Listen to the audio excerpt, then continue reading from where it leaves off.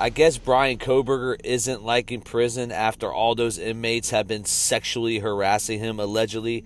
Now he actually put a petition in to get his guilty plea withdrew. Bryan C. Kohberger. It is hereby decided that during the attorney-client discussions, most of which included all members of Bryan C. Kohberger's immediate family, petitioner was convinced to falsely confess to capital murder and felony burglary by coercion, misinformation, false promises, and the withholding of exculpatory discovery.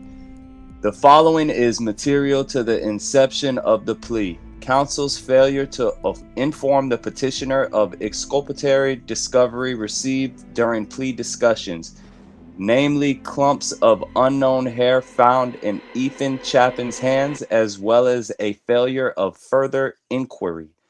Petitioner was convinced that actual guilt was not an important factor considering plea acceptance. Death row was imminent and advised to lie. Petitioner was to gain legal victory in entering a false plea, a gross misrepresentation of and promises regarding what a life sentence would immediately afford petitioner, and a gross misinterpretation of the death row in Idaho, including an elaborate fabricated story of counsel's horrific experience touring an actual 8x8 death. Do we have another page? Row cell, all communicated to petitioner and his family allegedly by IDOC through counsel, this constituting threats and promises made to a plea agreement. And this is a copy of a motion that was filed.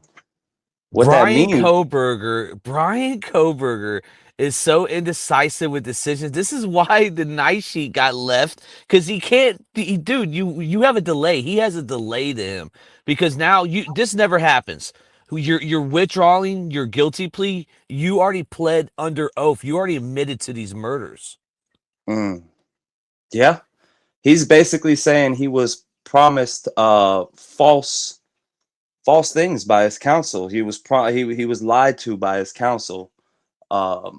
I think it's called it's a it's something to do with your counsel. It's an appeal. It's I believe it's I want to word it right. well, There's a word for this. There's a yeah, I word know, for this. I I'm know, gonna I'm gonna come back to it. Go ahead. yeah. So basically, he's saying that his attorneys made it seem like death row was way worse, and this is what I think is going on, Pino. Because early reports of Bryan Kohberger was when he got to his original cell in prison, he was getting sexually harassed, and I think it's everything's setting in for him. Conversations are being had, and I think he realized death row would have been better for him. He would have been alone. He would have been away from all the gangs. No one would be able to get a hold of him because he has to die through the state. And I think he actually probably wants to die than have life in prison too. So the word for it is misleading counsel, ineffective assistance of counsel. So he's basically saying his lawyer misled him and lied to him in regards of a plea deal and told him a crazy story about an 8x8 death row cell. That's That what is I got from crazy. that. That's what I got from that. His lawyer sat him down and talked to him about his lawyer touring a death cell, 8x8 death cell, and gave him a horrific story. Um, that's what I got from that. So it is wild. It's definitely wild, and believe it or not, what we just talked about, ineffective assistance of counsel, or negligent counsel, or deficient counsel, misleading counsel, however you want to quote it, unethical counsel. That's the number one cause of appeals. Number one cause of appeals is ineffective counsel. And yes, I just Googled it, so you can't tell me I'm wrong. Yeah, this is what but this isn't an appeal because he did a plea. You can't appeal a plea. So this right here is a withdrawal of his plea. And it Right. never really happens. It's rare. Right. So you have a certain amount of days, I believe, to withdraw your plea, though, don't you? I believe you have. This is Idaho, right? So this is what it is. A judge has to so he has to prove that he got coerced into taking this plea guilty. Correct. This guilty plea. He got convinced and he had no other option. And Taylor, his lawyer, which all the Probergers were hyping up the whole time, saying, even Crime Circus was like gushing over her, bro. This doesn't make a lot of sense for Kohberger because now I think this is what he wanted ultimately. He realized that he couldn't appeal it, and just like the father of Kaylee Gonzalez, he just said, Kohberger, I'm not surprised he did this. He's like a mosquito that you just can't swat away. Like a cockroach. Just don't Yep. die. You just squish it don't die. They've been around forever. um it's interesting to see where this is going to go, you know. And for him to be in college doing criminology and the way that he writes this, he definitely is on some kind of spectrum because we had to rewrite this to read this. Yeah, he definitely he has chicken scratch doctor's handwriting. um some of the What is a false promise? So you've been in the system, you've done 10 years. What is something your lawyer would tell you is a false promise to try to get you to take a plea? Because I can't see Mr. Braun doing that. He's actually wanting the best interest for you. So what was a fake promise that they gave Koberger? Like, yo, you're gonna be in a like that original cell he was in with the big TV. Maybe he lost that cell. I don't know.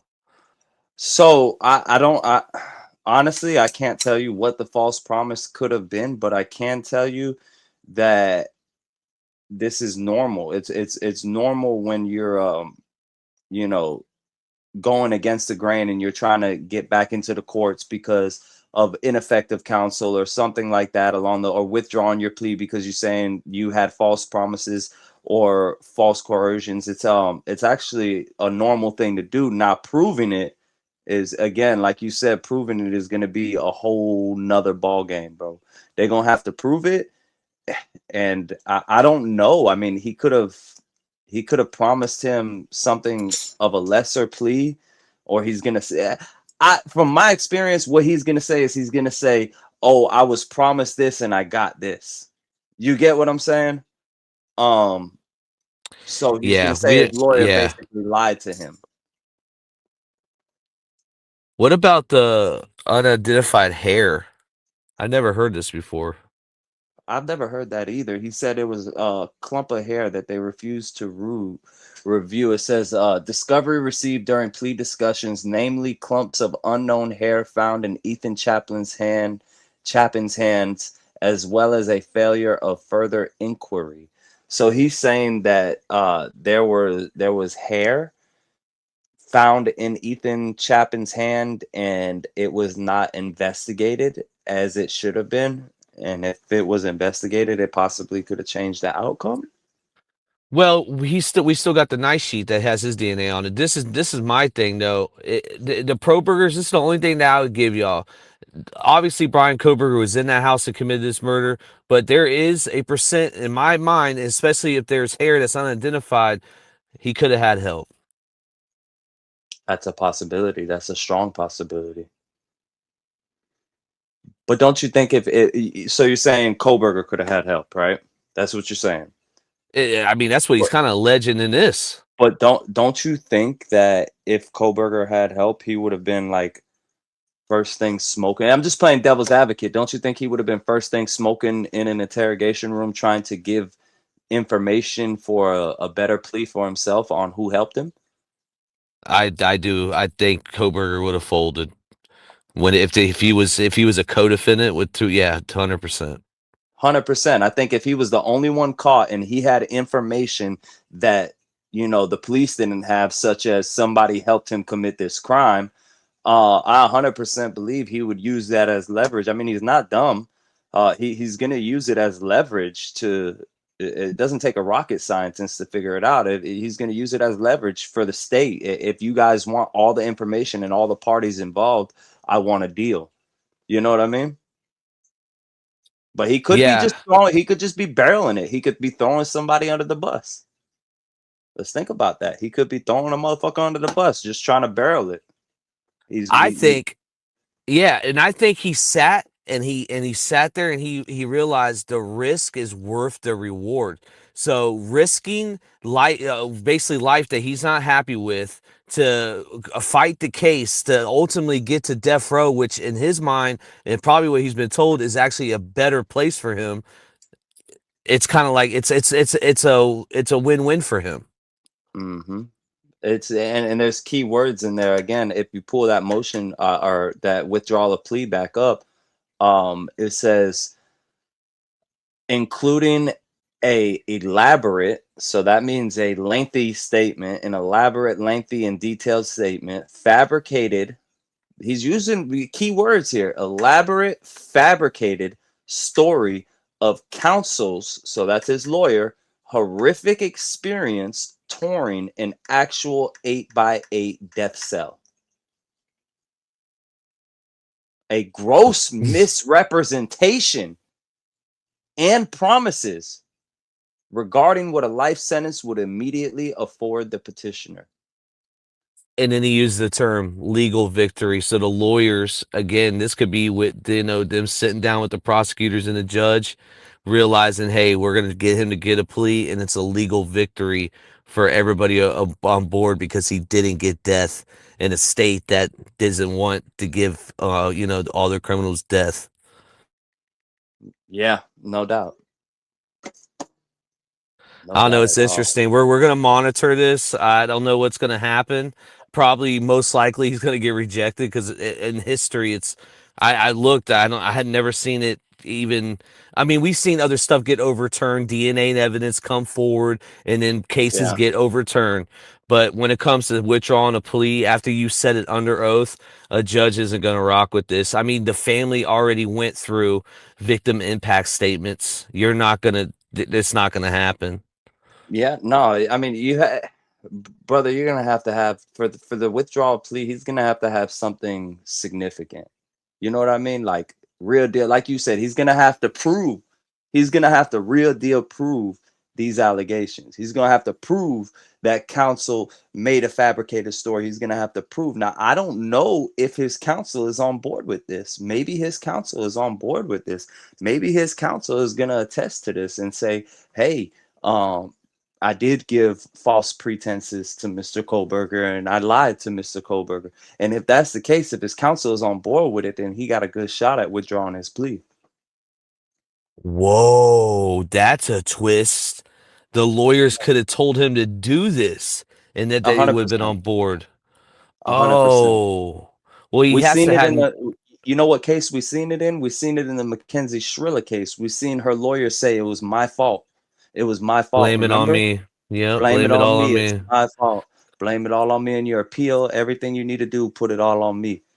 So This think is this about is that. important too. This is important too. He's saying that they threatened him. If Threats. he can prove that there were threats made, I mean, it's hard to prove that, but like I said, if his counsel is on board with this, then he has a good shot at withdrawing that plea, you But then know? they couldn't represent him again, so he has to get a new counsel. 100%. He has to get a new counsel because his counsel is one of the main reasons why he's withdrawing the plea. So he would have to have a new counsel. It's ineffective counsel, so they would assign him a new lawyer, whether it be pro bono or a public defender. Yeah. It's I don't know. It came out of nowhere today. We had to cover it. Obviously, the families have already responded to it. Kaylee Gonzalez's dad said it's like a mosquito. You just can't, swat away. He's not surprised. So again, they already went through their victim impact statements. They already started the healing process. Kohberger, I don't know what the fuck. Yeah, I guess you want to die. He wants to die by the state. He wants to die by firing squad because or whatever their lethal punishment is. Like, come on, bro. I mean, it's interesting that he wants death. He wants that's very interesting, you know? I just I don't know. What does that tell you? What does it tell you? Wade wanted it too. Wade, He didn't say nothing the whole trial, Wade Wilson, and he wanted death on the jail calls. He's like, wait till I get to death row. I'm gonna be able to talk to you guys all the time. I'm gonna, I'm gonna have the best food. Like, come on, bro. I mean, you get a little more privileges on death row, but you're gonna die. I I don't even don't think it's the know. privileges. You're in a cell by yourself majority of the time. So I think it's something to do with Bryan Kohberger getting fear from the other inmates. Yeah, that could be a major factor in it. He could be in fear. I don't know. I just never understood it. I've seen people say they would rather get the death penalty than a life sentence. I've seen it before. We've seen it in other true crime cases. Um, I don't. I can never fathom why somebody would say that. I mean, if I was facing life or the death penalty, right, which would never happen, but if I was facing life or the death penalty, obviously I would choose life, right? Because, dude, you got one life. I mean, I mean, bro, remember he has 5,000. He had 5,000 sitting in his commissary too, like at all times. So this dude has so much money. He has a store. yeah, it's interesting. Definitely, Koberger is an interesting individual by himself. Um, but this case coming back on a possibility of withdrawing his plea is big.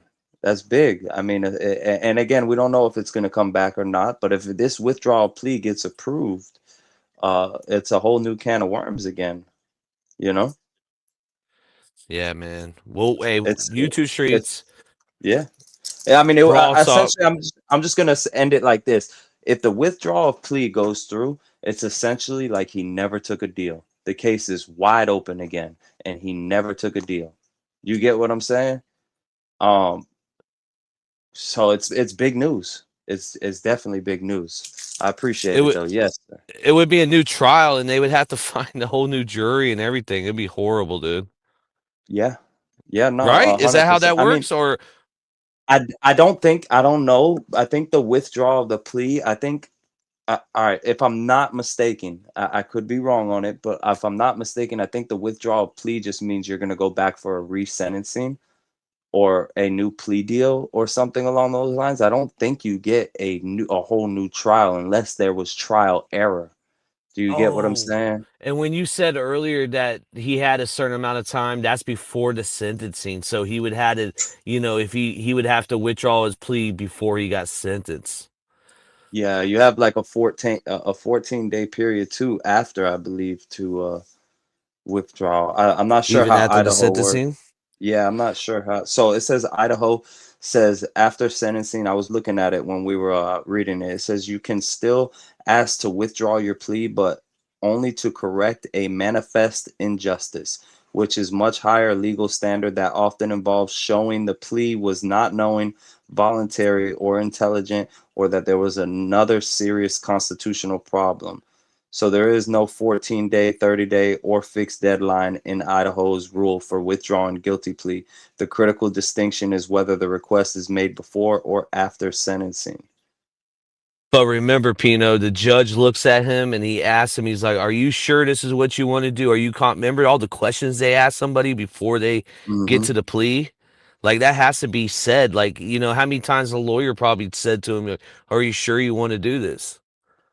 Yeah, his motion was filed after sentencing, and it says after sentencing, a court may allow withdrawal of guilty plea only to correct a manifest injustice. There is no automatic time limit after sentencing, but burden is much higher than it would have been before sentencing. So yeah, it's going to be much harder. It says that they basically failed to present potentially helpful evidence, but I don't His know. I his mean, indecisiveness is why he got caught in the first place. That this is hilarious to me. Like he could have got away with murder if he wasn't. His decision making is he's just not all the way there. nah, he's got a couple screws loose for shit. Sure, he's got a couple screws loose. But I mean, a lot of these fucking individuals, these weirdos we cover, they they have twisted minds, bro, and some of them don't. Some of them ain't the brightest ones in some of them just ain't the brightest bulb. They just they think they got it all, but they don't.